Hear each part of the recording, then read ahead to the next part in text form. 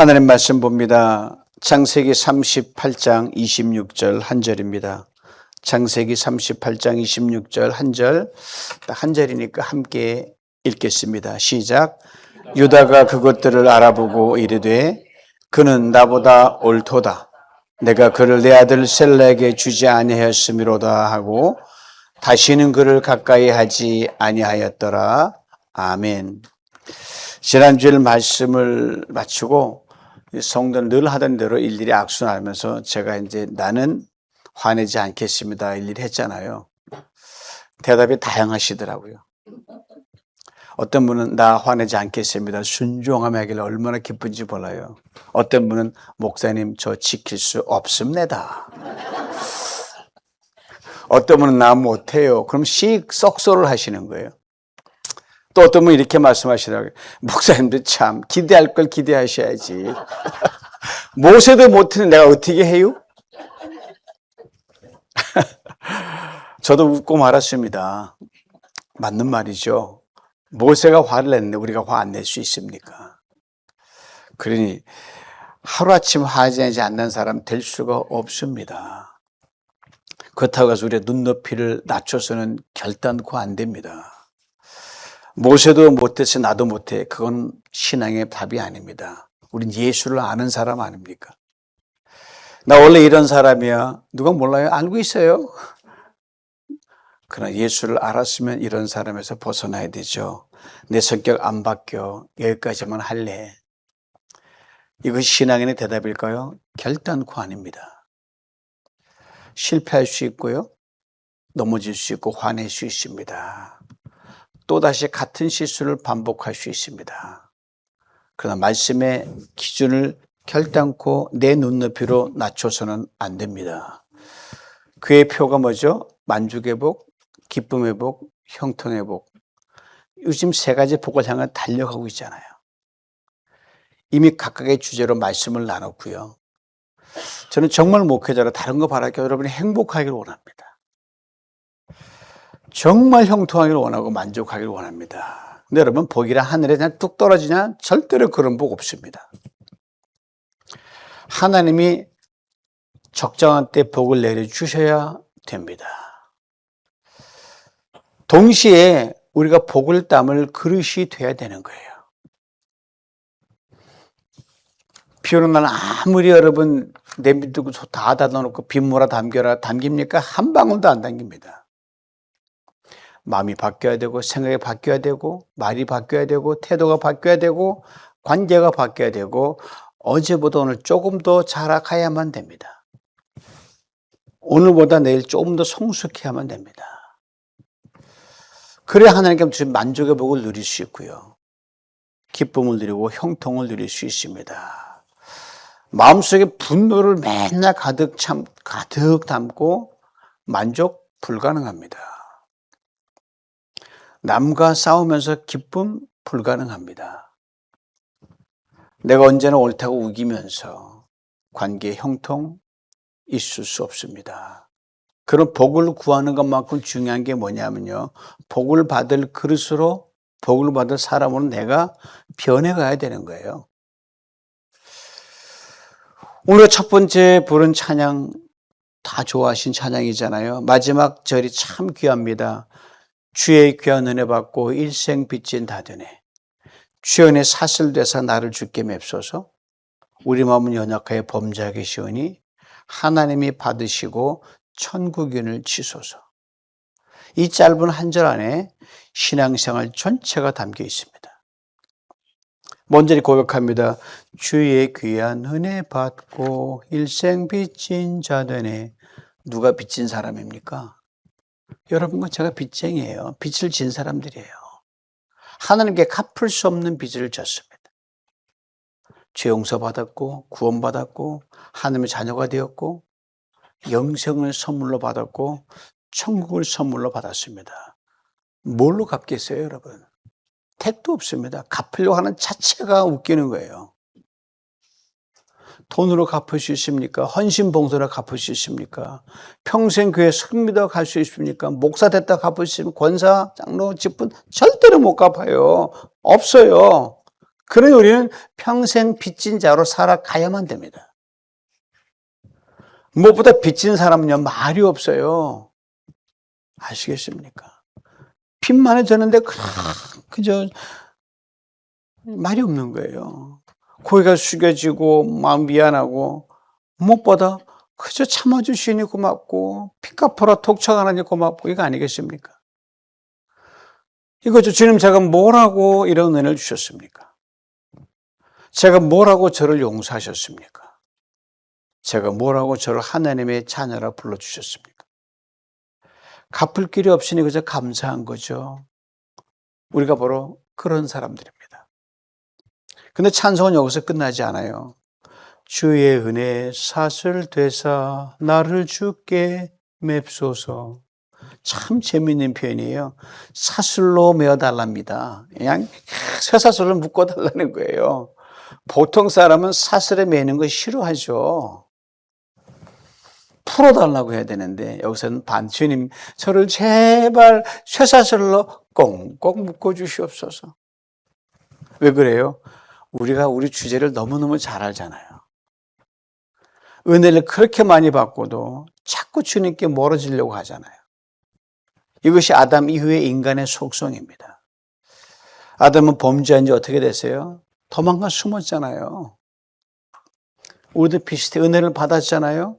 감사합니다. 그 조금 지나면 슬그머니 은혜의 자리에 벗어나려고 해요. 왜 그래요? 너무 가까이 가면 미안하니까. 주님 가까이 있으면 내가 얼마나 빚진지 자꾸 떠올리니까 죄인이 자꾸 죄인처럼 느낀단 말이에요. 이게 어때요? 조금 더 멀리 갑니다. 조금 더 멀어져서 덜 면하려고 그래요. 그럼 어떻게 돼요? 이제 내 마음대로 살아야겠다는 희한한 마음이 들어가요.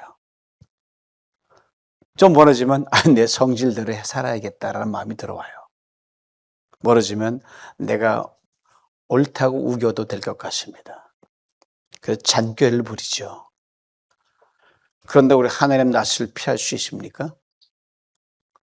결코 피할 수 없습니다. 차라리 이렇게 기도하는 거예요. 그래서 찬송가가요. 주님, 도망가지 못하게 저를 묶어주세요. 주의 은혜가 사슬이 되어 저를 꽁꽁 메어 주옵소서. 끊을 수 없는 은혜의 사슬입니다. 근데 이 사슬은 죄수의 사슬과 달라요. 우리를 불편하게 하지 않습니다. 묶이면 묶일수록 자유로운 게 이거예요. 행복하고 만족합니다. 주님께 매여 있을수록 세상의 욕심에서 자유로워집니다. 주님께 매여 있을수록 내 자존심에 자유로워지고요. 사람들의 말로부터 자유로워집니다. 그래서 꽉 묶어달라는 거예요. 그리고 찬송은 솔직하게 자유 고백을 합니다. 우리 마음은 연약하여 범죄하기 쉬우니. 예, 우린 참 연약합니다. 은혜로 조금만 멀어져도 탈이 납니다. 마음이 메말라지고요. 말이 거칠어지고 조금만이라도 기분이 상하고요. 양보하기 싫고 자존심 세우고 내 말이 맞다고 그렇게 우기고 싸우고 다투고 상처를 줍니다. 가족끼리도 말 안 해요. 교회 안에서도 마음이 멀어집니다. 상대방 얼굴만 봐도 불편해요. 기도하면서 그 사람이 탁 떠오르면 심사가 뒤틀리는 거예요. 말씀 듣다가도요. 자기가 나를 향한 말씀을 하지 않고요. 누가 들었으면 좋겠다 이러고 있어요. 정작 나에게 하시는 말씀인데 옆 사람에게 누구에게 그 말씀을 떠넘기는 거예요. 왜 그래요? 은혜 중심에서 멀어졌기 때문입니다. 우린 참 뻔뻔해요. 저도 뻔뻔해요. 갚을 길은 은혜 빚을 진 사람들인데요. 자꾸 은혜의 경계선을 넘어서 들락날락해요. 죄의 유혹이 있는 거 자꾸 가까이 가려고 그래요. 그래서 이 정도는 괜찮겠지. 이 정도는 자꾸 한 발 앞으로 경계선으로 갑니다. 그러다가 훌쩍 넘어가요. 그렇게 연약한 게 여러분과 저입니다. 그래서 마지막 가사가 제 마음에 정말 들어요. 하나님이 받으시고 천국인을 치소서. 이 가사를 부를 때마다 눈물이 나요. 가슴이 뭉클해요. 거의 죄인이 별 소망 다 가졌네. 죄인이 말이 많네. 이건 말이 많아도 돼요. 하나님 제 마음 저도 모르겠어요. 제 왜 이러는지 모르겠어요. 그냥 붙들어 주세요. 버리지 마세요. 제 형편 받아주시고 실수해도 제발 내쫓지 마세요. 천국을 쳐주세요 이 말이에요. 참 놀라운 고백이죠. 우리 이미 예수 그리스도 안에서 천국을 선물로 받은 사람들입니다. 자격이 있어 받은 게 아니에요. 내가 훌륭해서 받은 것도 아니고요. 예수님의 십자가 공로 때문입니다. 내 죄 때문에 천국 갈 수 없습니다. 내 허물 때문에 그 높은 곳에 다다를 수가 없어요. 그 십자가, 주님 예수 십자가로 그 닿을 수 없는 거리를 건너가게 하셨어요. 하늘을 내가 너를 천국인으로 쳐준다고 하셨습니다. 근데 제가 제 모습 보면 어때요? 영 천국인답지 않습니다. 화냅니다. 짜증냅니다. 욕심내고 미워하고 용서하지 못 다투고 말이 안 되는 거예요. 제가 그냥 신앙생활 젊었을 할 때 들은 게 있어요. 친구로부터. 귀 안 된 친구인데 야 예수 믿는 사람은 왜 이렇게 싸우냐 그러더라고요. 그래서 기도하는 거죠 우리가. 하나님 제가 이런 사람인 줄 압니다. 그래도 저를 받아주세요. 저를 버리지 마시고 제발 천국인으로 쳐주시옵소서. 얼마나 간절한 기도입니까? 벌이 되면 우리는 심각하게 고민해야 됩니다. 하나님 우리를 천국인으로 받아주셨어요. 무슨 짓을 해도 우리는 천국인이에요. 그건 변할 수 없는 팩트입니다. 그렇다면 어떻게 살아야 돼요? 계속 비틀거리고 살 거예요? 계속 핑계만 댈 거예요? 나 못해, 나 용서 못해. 화나는데 어떻게 화를 안 내? 원수 사랑하고 내 수준에 안 맞아. 남은 낚여기라고 못해. 그럼 계속 그렇게 말하면 살아도 되는 겁니까? 아닙니다. 천국인으로 불러주셨으면 이 땅에서도 여러분 천국인으로 살아가야 되는 거예요. 나를 저 폭정시켜야 되고요. 넘어지면 또 일어나는 거예요. 또 도전하는 거예요. 지금도 잊지 못해 제가 플로신학교에서 오래전이죠. 공부하던 시절에 늘 다니는 프레이가 있어요. 210번 210 프레이 여러분 다 많이 타보셨을 거예요. 그 지나갈 때마다 제가 늘 보는 빌보드 큰 간판이 있잖아요. 지금 없어졌어요. 너무 아쉽더라고요. 그냥 계속 놨으면 좋을 텐데 지금도 제 마음에 남아있는 문구예요. 딱 세 단어입니다. Raise the bar. 바를 높이라는 겁니다. 운동 경기에 사용하는 표현이에요. 첫 번 사진 하나 보여주세요. 장대 높이 떼는 거 알죠? 여기 바예요, 바. 장대 높이 선수들이 시합할 때 이 바의 높이를 자꾸 낮춥니까? 그럼 다 금메달이게 자꾸 높이는 거예요. 이게 raise the bar입니다. 선수가 달려옵니다. 장대를 짚어서 몸을 팍 솟고 쳐가지고 발을 넘습니다. 성공 실패, 성공이에요. 근데 바가 몸에 닿으면, 몸에 다 떨어뜨리면, 흔들어도 넘어가면 돼요. 턴 떨어지면 실패입니다. 실격이에요. 한 선수가 아무도 넘지 못한 발을 탁 넘었어요. 우승입니다. 금메달이에요. 그러면 끝내도 되잖아요. 이미 이겼는데, 근데 선수가 다시 말합니다. Raise the bar. 발을 높여주세요. 내 기록에 내가 도전한다는 거예요. 왜요? 다른 선수와 싸우려는 게 아닙니다. 이미 우승했습니다. 이제는 자기 자신과의 싸움입니다. 어제 나보다 한 걸음 더 나아가려는 겁니다. 이것이 발을 올리라는 겁니다. Raise the bar입니다. 따라해 보시죠. Raise the bar. 저는 그 광고판 볼 신앙생활을 저는 떠올리고 지금도 그래요. 우린 천국인입니다. 누가 뭐래도. 우리 여기 이 땅에서 저 높은 천국까지 우리 힘으로 뛰어 올라갈 수 있습니까? 천만에요. 없으면 우리 능력으로는 안 돼요. 선행으로도 안 돼요. 재주로도 안 돼요.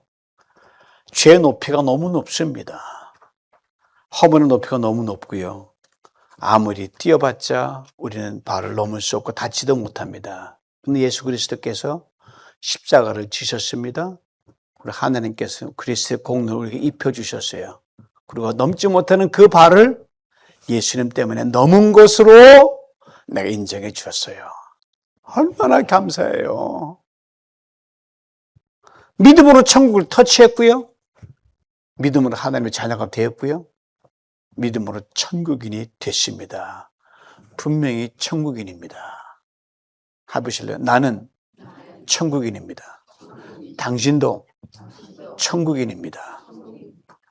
그럼 어떻게 살아가야 돼요? 천국인에 걸맞게 살아가는 겁니다. 사랑의 수도 그래요. 나 이것밖에 못해. 거기서 멈추면 안 돼요. 비록 실패해도 발을 올려! 한번 해볼 거야! 올리는 거예요. 내추면 안 돼요. 가족만 사랑했다면 낯선 사람까지 사랑해 보는 겁니다. 나에게 잘해주는 사람만 사랑했다면 나에게 별로 도움이 안 되는 그 사람도 사랑할 수 있어야 됩니다. 좀 나가 나를 힘들게 하는 사람 품어보는 거예요. 그리고 예수님 말씀 너희 원수를 사랑하라. 와, 바가 너무 높네. 높아 못해 내리실 거예요? 절대로 내리면 안 되십니다. 오늘 못 넘을 수 있어요. 내일도 못 넘을 수 있어요. 그러나 바의 높이는 그냥 두셔야 됩니다. 또 도전하는 겁니다. 화내지 않는 건 마찬가지. 지난주 말씀 듣고 한 주간 화 안 내셨습니까? 낸 분들 많아요 보니까. 저도 냈는데 뭐. 이번 주 또 화낼 수 있어요? 역시 나는 안 돼. 좀 내려야겠어. 아닙니다. 그냥 두세요. 올리십시오. 주님 실패했습니다. 참는 시간 짧았습니다. 소리 질렀는데 소리는 안 지르겠습니다. 지난번에 그 말은 이번에 이 말 안 하겠습니다. 자꾸 발을 높이는 거예요. 싸우지 않는 것도 마찬가지예요. 남은 나보다 낫게 그는 마찬가지예요. 당신 나보다 오라. 이 말 진심으로 하는 거 정말 어렵습니다. 내 자존심이고 생각이 있고 경험이 있고 내가 옳다는 확신도 있는데 네가 나보다 오라. 그 말 하기 쉽지가 않아요. 그런데 발을 높이는 거예요. 혹시 내가 틀렸을 수도 있겠다. 당신 이야기 한번 들어보겠다. 양보하겠다. 내 체면보다 관계가 중요하다. 그리고 마침내 당신 말이 맞네. 할 수 있어야 됩니다. 한 번 말하고 끝나는 게 아니에요. 습관이 될 때까지, 성품이 될 때까지, 말투가 될 때까지, 인격이 될 때까지 계속 발을 높이는 거예요. 이 정도면 됐지 절대로 그렇게 말하지 마십시오. 이게 내 최선이야? 그 말도 하시면 안 돼요. 최선이 어디 있어요? 늘 미완성 존재가 무슨 최선입니까? 천국에는요, 이 사랑의 바의 높이에 제한이 없습니다. 인내의 바도 제한이 없고요. 용서도 겸손도 화내지 않는 바도 남을 귀하게는 바도 제한이 없어요. 무조건 높이라 그러셔요. 왜요? 혼자 뛰는 게 아니기 때문입니다. 성령이 도우시고 성령이 우리를 높여주시고 뛰게 하시고 도전하면 어제 넘지 못했던 걸 오늘 갑자기 탁 넘는 거예요. 실패할 수 있고 또 실패, 10번 실패하면 그래도 발을 낮추지 말아야 됩니다. 이것이 성숙이요. 이것이 신앙의 성장이요. 이것이 천국인으로 살아가는 삶입니다. 오늘 본문에 천국인이 되고 천국인답게 살기를 힘쓰는 우리에게 하나님이 주지 않은 높은 바가 하나 있어요. 그 바가 뭐냐면 오늘 설교 제목처럼 그는 나보다 옳도다. 얼마나 높은 말입니까? 사람은 보통 이렇게 하면 내가 옳아. 내가 맞아. 네가 틀렸어. 그래서 싸워요. 다투고 관계가 깨어집니다. 근데 오늘 본문 한 사람이 고백합니다. 그는 나보다 옳도다. 이 사람 누구예요? 유다입니다. 가룟 유다가 아닙니다. 야곱의 12아들 중에 하나는 유다예요. 근데 이 사람이 한마에 나오기까지 엄청난 깊은 수렁을 지나갑니다. 오늘 본문이 들은 창세기 38장이 그 이야기를 다 적어 놓은 거예요. 제가 핵심 절만 함께 나눈 거예요. 바로 이 38장 앞에 37장은요, 요셉의 이야기가 시작됩니다. 특별히 사랑받은 요셉, 형들은 요셉을 그렇게 미워하고 구덩이에 빠진 요셉, 팔리던 요셉, 그리고 요셉 팔려서 어떻게 해서 궁금한데 갑자기 이야기가 멈추고 이 38장이 딱 들어오는 거예요. 유다가 등장하는 거예요. 마치 긴 영화 가운데 갑자기 끼어든 한 편의 단막 끝까지 확 끼어듭니다. 끝나고 39장에 요셉이 또 이어져요. 요셉이 이끌려 애굽에 끌려가며 근데 그 사이 이 이야기를 집어넣어 버린 거예요. 한마디로 압축하면 38장은요 요셉 이야기 사이에 특별한 장인데 근데 보통 이야기가 아니에요, 여러분. 경천동지할 이야기예요. 오늘 드라마로 말하면요, 이거 너무 심한 거 아니야 하는 이야기 담겨 있어요. 요약하면 시아버지와 며느리가 잠을 자서 아이를 낳았다는 겁니다. 안 웃으세요? 안 웃겨요? 웃길 일이 아니죠. 겁 안 나세요? 시아버지가 며느리랑 자서 아이를 낳았다는 이야기예요. 어떻게 여기까지 흘러왔을까?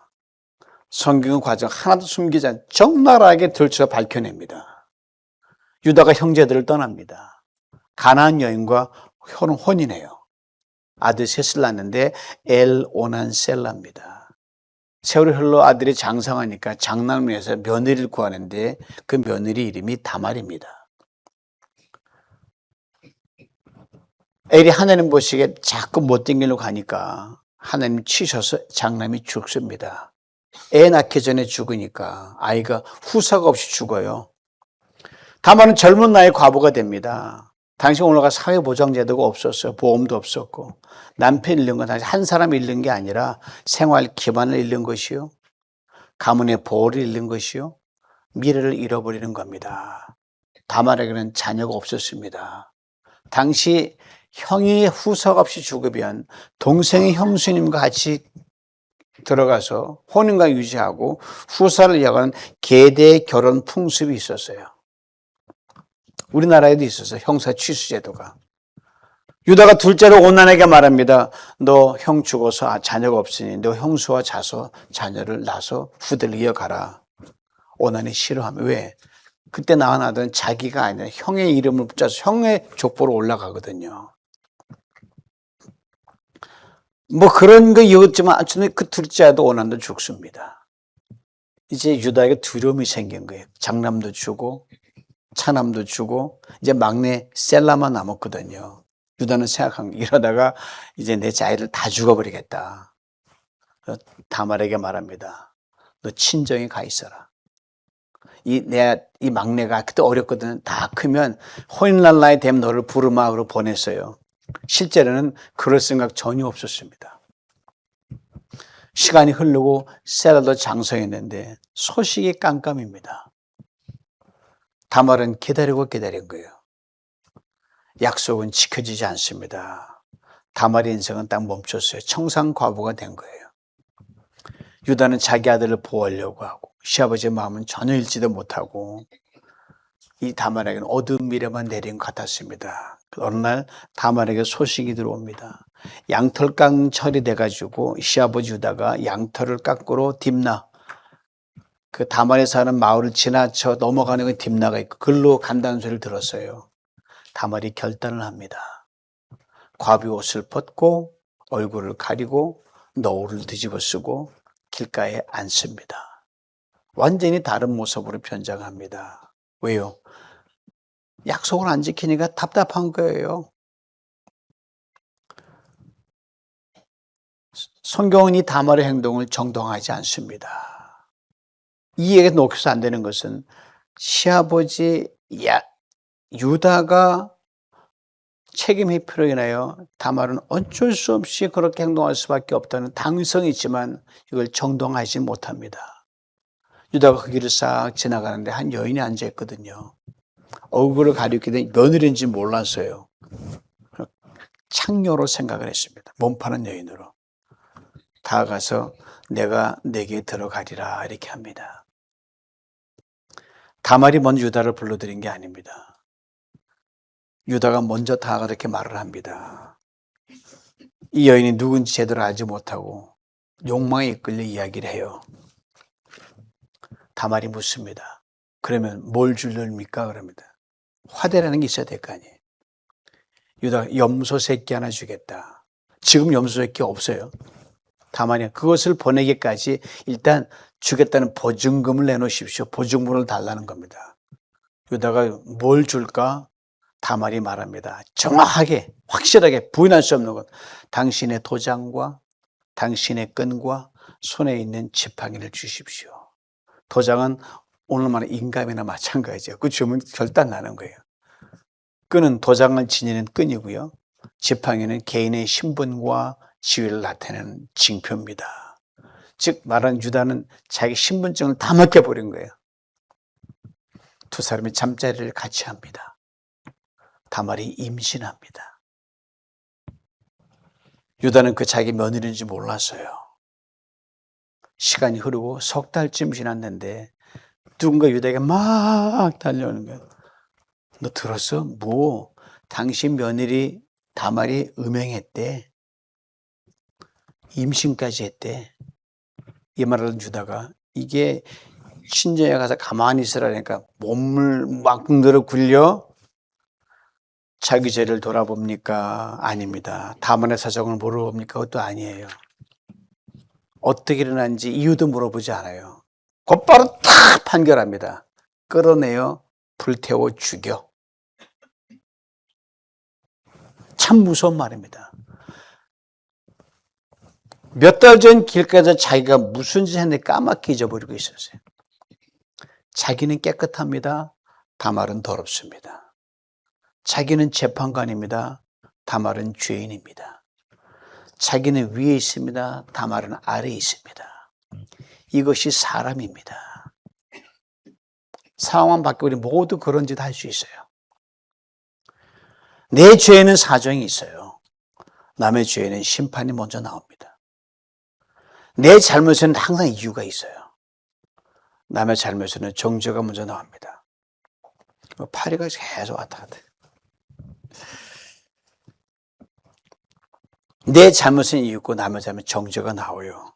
다말이 끌려 나오면 내 죽는 것밖에 없어요. 그래서 다말이 물건을 보냅니다. 도장, 끈, 지팡이. 그리고 짧게 말합니다. 이 물건의 임자로 말미암아 내가 애를 가졌습니다. 덧붙입니다. 청컨대 보소서 이 도장과 끈과 지팡이가 누구 것입니까? 다말은 소리 안 질러요. 시아버지가 그랬어요. 밝히지도 않아요. 유다예요. 이렇게 고발하지도 않습니다. 그저 물건을 보내면서 누구 건지 알아보기나 하세요. 유다가 그걸 딱 보는 거예요. 누구 거예요? 지 거예요. 도장과 끈과 지팡이에요. 너무너무 익숙한 겁니다. 자기 거야. 이제 할 말이 없는 거예요. 도망갈 수도 없고 핑계 댈 수도 없습니다. 조금까지 다말을 향해 손가락도 했던 그 손이 자기를 가리키고 있는 거예요. 바로 여기서 놀라운 일이 생깁니다. 유다가 말을 해요. 그는 나보다 옳도다. 그는 나보다 옳도다. 왜입니까? 유다가 이유를 말해요. 내가 그를 내 아들 셀라에게 주지 아니하였음이라. 사건의 중심에 자기를 적나라하게 세웁니다. 참 힘듭니다만 세웁니다. 전에 말했어요. 다말이 잘못했다. 이제는 내가 잘못한 것이다. 저는 다말을 봤어요. 이제는 자기를 봅니다. 저는 남의 죄가 크게 보였어요. 이제는 자기 책임이 보입니다. 그리고 말합니다. 그는 나보다 옳도다. 이 대목을 읽을 때마다 한 가지 생각을 하게 돼요. 유다가 얼마나 부끄러웠을까. 더구나 그 여인이 왜 자기 며느리예요. 이 사실은 정말 처절해요. 그는 나보다 옳다. 요즘 국회의원 갔으면 이 시인 안 했을 것 같아. 이 말은 아무나 할 수 있는 말이 아니에요, 여러분. 자기 체면보다 진실을 더 중요하게 여기는 사람만이 할 수 있는 말입니다. 자기 자존심보다 하나님의 시선을 더 두려워할 줄 아는 사람이 하는 말이에요. 남을 정죄하는 성과를 거두고 그 성과를 내게로 돌릴 줄 아는 그런 사람이 할 수 있는 말입니다. 그래서 창세기 38장은 제가 이름 붙였어요. 막장 드라마라고. 막장 가보셨습니까? 막장 드라마예요. 저 막장 드라마예요. 완전 3년 아니면 10년 하면 핫바리 소설이에요. 그러나 막장으로 끝나지 않았습니다. 한 사람이 자기 죄를 봅니다. 자기 책임을 인정합니다. 자기가 판단하는 사람을 향해 말합니다. 그는 나보다 옳도다. 그래서 그라는 그 자리에 우리 누구를 넣을 수 있습니까?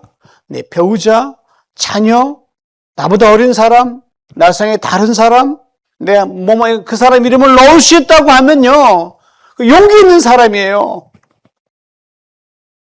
그 누구라도 그는 이라는 자리에 놓고 나보다 옳다고 말할 수 있는 용. 이것이 겸손이요, 성숙이요, 천국인의 높은 바입니다. 놀랍습니다. 하나님께서는 이 인간의 막장 드라마를 거기서 끝내지 않았다는 거예요. 유다와 다말 사이에 두 아들이 태어납니다. 이름이 베레스와 세라입니다. 그 베레스의 혈통을 따라 먼 훗날 다윗이 태어납니다. 그러다 먼 훗날 우리 예수 그리스도가 태어납니다. 마태복음 1장 이사야를 감추지 않습니다. 유다는 다말에 가서 베레스와 세라를 낳고 성경은 그들의 부끄러운 이름을 지우지 않습니다. 다말의 이름도 지우지 않았습니다. 유다의 실패도 지우지 않았습니다. 왜요? 하나님의 은혜는요, 깨끗한 사람만 모아놓고 만들어간 이야기가 아니기 때문입니다.